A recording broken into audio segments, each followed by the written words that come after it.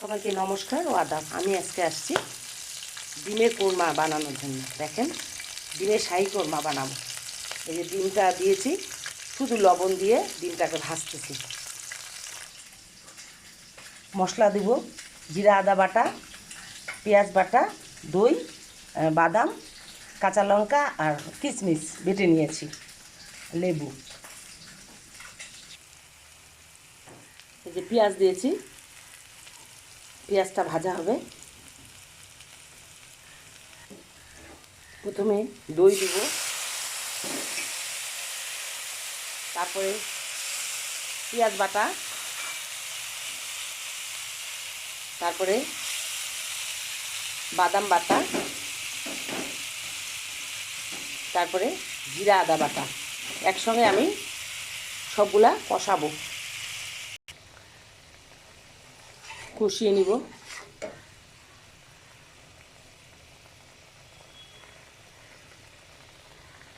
কষিয়ে নেব, দিব লবণ, হলুদ দিব না, একটু মরিচের গুঁড়া দেব।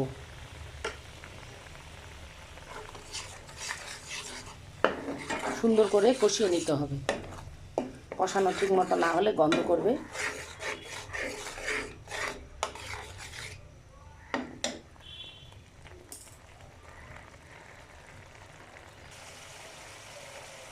দেখুন, আমার রান্নাটা কষানো হয়ে আসছে। আমি এখন গরম মশলা দেব, গোটা গোটা গরম মশলা, একটু লেবু চিপিয়ে দেব।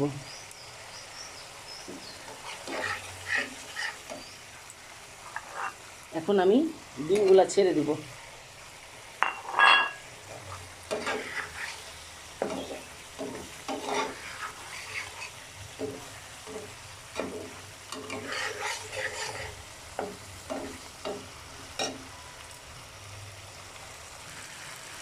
দেখুন, আমার কষানো হয়ে আসছে।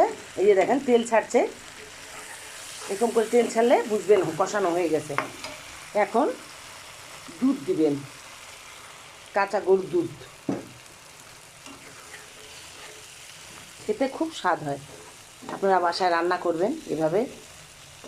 নতুন জামাই আসছে, জামাইকে করে খাওয়াবেন, দেখবেন জামাইও খুশি হবে, নিজেদেরও ভাল লাগবে।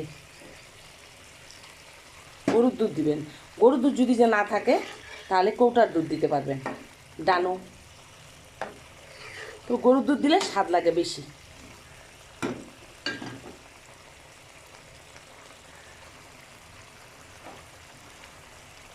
আমার রান্নাটা হয়ে আসছে। এই যে এখন ঘি দিবেন, ঘি দিবেন, ঘি না দিলে স্বাদ লাগবে না। এখন এই যে পেঁয়াজটা যে ভেজে রেখেছি, সেটা দিয়ে দিবেন। দেখবেন পোলাওয়ের সাথে এই শাহী কোরমাটা খেতে খুব মজা। আপনারা করবেন, করে খাবেন।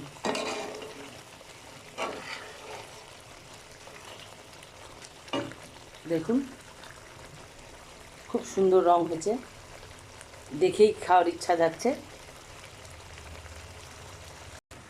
দেখুন, আমার রান্নাটা হয়ে গেছে।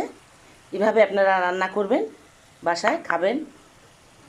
যদি আমার চ্যানেলটি ভালো লেগে থাকে, অবশ্যই একটা করে লাইক দিবেন, কমেন্ট করবেন, শেয়ার করেন।